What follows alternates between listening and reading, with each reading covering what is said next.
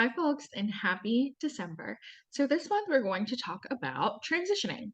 So, you hold a position, you held a position. That's amazing. That's phenomenal. But let's talk about how we're passing on this knowledge.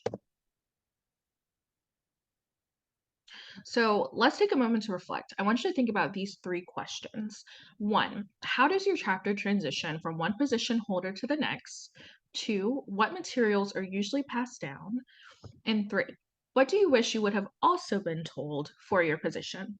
So take a moment, think about that, and then let's dig into how we can create some really successful transitions. So, two things to think about. One, transitioning is what makes people want to hold a position or not.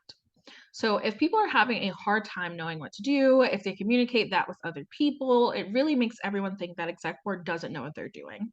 And so it's so important to have those transitions that are successful so people come into their roles knowing what to do, knowing what to expect, etc. And then they're able to create beautiful, innovative ideas from that foundation that's already been given to them. What usually happens is people come into their role, they don't have that solid foundation, they spend their whole time in their role trying to build that solid foundation and don't actually get to implement any of the great ideas that they have.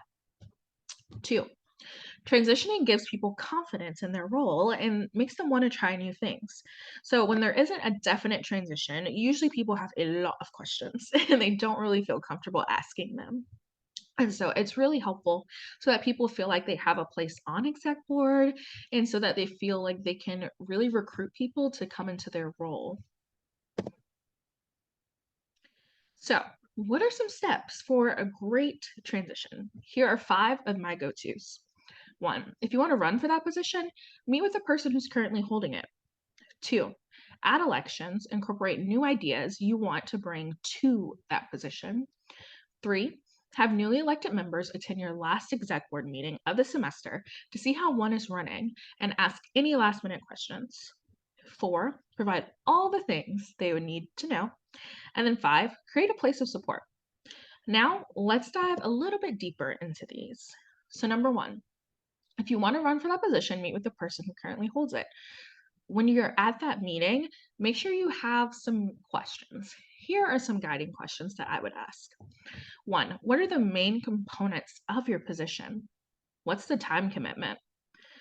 What collaborations do you do throughout the semester? This is really important if you're a membership director, a service director, especially when you think about recruitment. If you have service night, are you collaborating with a service director? What does that look like? What collaboration is usually done during recruitment? What collaborations do during retreat? All of these questions are super crucial so you know how to plan out your entire semester. And then lastly, what is something you wish you knew sooner? This is a really good question to ask because there's usually a ton of things people wish they either did differently or wish they knew about sooner. Number two, at elections, incorporate new ideas you want to bring to the position. So this is an example of how an election process will be run. So for my chapter, elections consisted of a petition to run, which kind of served as an application to dive deeper into why you wanted the position and what you wanted to bring to that position. So on the day of elections, you also gave a 5-minute speech, and we usually tie in those main new concepts that you mentioned in the petition, and you kind of talked about them a little more, and then there's always a Q&A. So then people could ask you more about that to learn about it before they vote you into the role. And so think about, how does your chapter do exec board elections and how frequently, whether that's every semester, every academic year, every calendar year, etc. And think about how you can make your election process a little more supportive and helpful in this kind of sense. Number three, have newly elected members attend the last exec board meeting. So break the meeting up into two parts.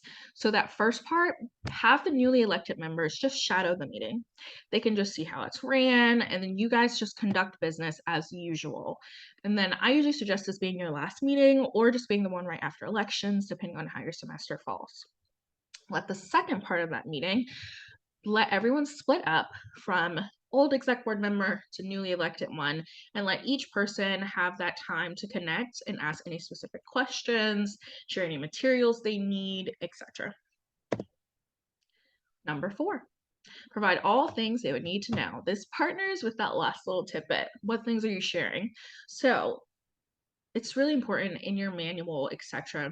You just have a page that's dedicated to how to get started. It can be very overwhelming when you're taking on a new role, especially when you're not certain of what's the first step. This can be super helpful if you just have a list of little things they can do. For example, if they're the service director, you might say, your first step is to go on OPA portal and review the service director course that's already on there so you understand everything that Nationals is expecting from you in this role.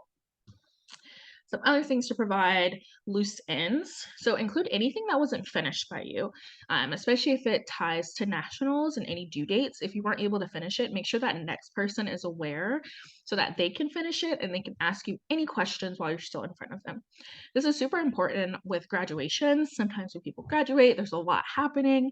Some things go undone. So it's super crucial that you pass that information along. Next, position manual, whether that's your local one and your national one. So for certain positions, there is a nationals manual to help facilitate that position, such as the service director manual, membership director manual, etc. But you also should have a local one. And this one is more chapter specific. So things that you all do for your daily operating procedures should be in that manual. And some other things to include should be point of contact, important passwords, expectations, and general things that should be done, any new things that's been started by you. This is super important if somebody's been LOA and then they're trying to rejoin back into the chapter, be immersed, and they decide to take a position. If new things have been implemented, they may not know because they were kind of disconnected from the chapter. So it's super important to keep a running line of things that have been started so then they're maintained and people get to consistently experience them. And then lastly, general things to know. This is super important. There's always so many things that people should be aware of when stepping into a new role. So this is super helpful for them. And then lastly, make sure they're aware of the National Standard Operating Procedures, which can be found on OPA portal. Every exec board officer position that's also in the national constitution has one. Now let's talk about number 5, creating a place of support. We cannot say this enough. Support and morale is everything. It's going to be the way you continuously retain leadership and keep people interested.